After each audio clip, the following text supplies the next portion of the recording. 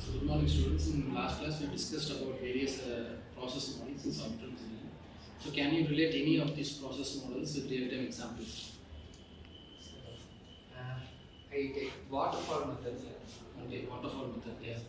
Waterfall method requirements, design, implementation, testing, deployment and maintenance. மூணு இருக்கு sir. இப்போ அதோட எக்ஸாம்பிள் என்னன்னு சொன்னால் ஏடிஎம் மிஷின்ஸ்.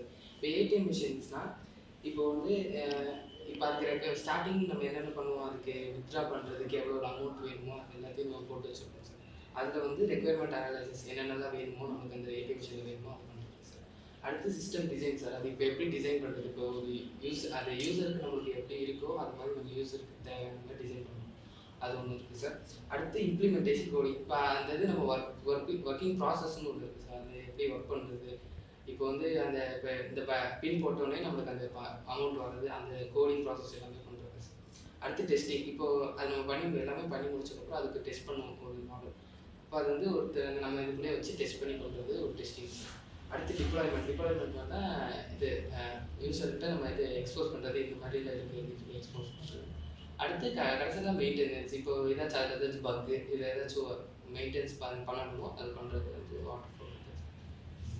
அப்புறம் நான் வந்து வி மாடல் அதுக்கு ஒரு எக்ஸாம்பிள் வச்சு சொல்கிறேன் சார். ஃபஸ்ட்டு வி மாடல்னால் விர்ச்சுவல்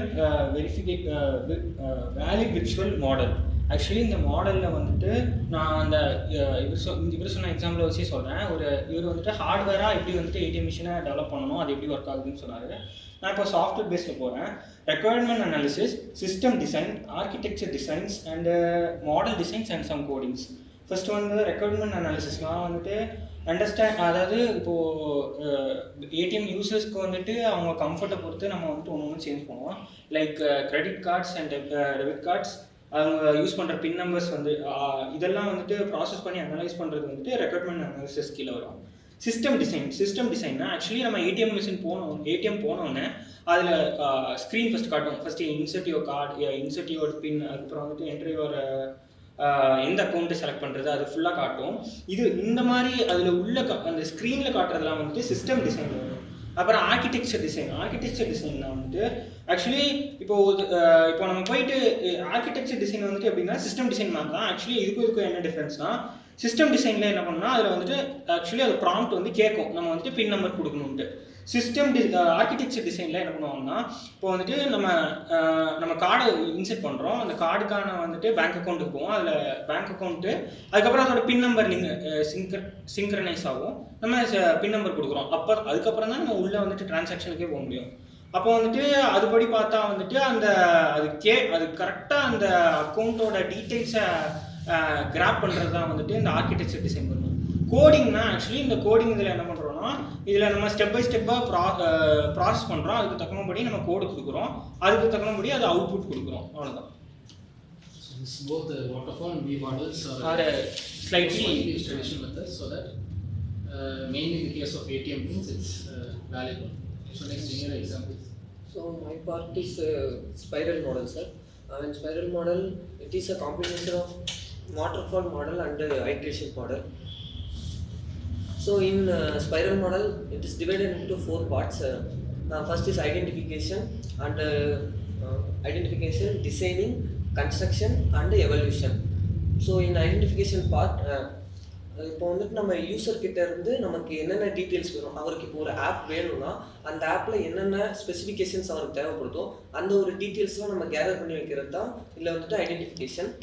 நெக்ஸ்ட் ஸ்டெப் வந்துட்டு நம்மளோட டிசைனிங். இப்போ டிசைனிங்கில் வந்துட்டு நமக்கு அவர் சொன்ன அந்த இதெல்லாம் வச்சு நம்ம ஒரு ப்ரோட்டோடைப் மாதிரி க்ரியேட் பண்ணி அவருக்கு கொடுத்தோன்னா அந்த டிசைன் அவருக்கு ஓகேவா இருந்தால் நம்ம நெக்ஸ்ட் ஸ்டெப்பான கன்ஸ்ட்ரக்ஷனுக்கு மூவ் ஆன் ஆகலாம்.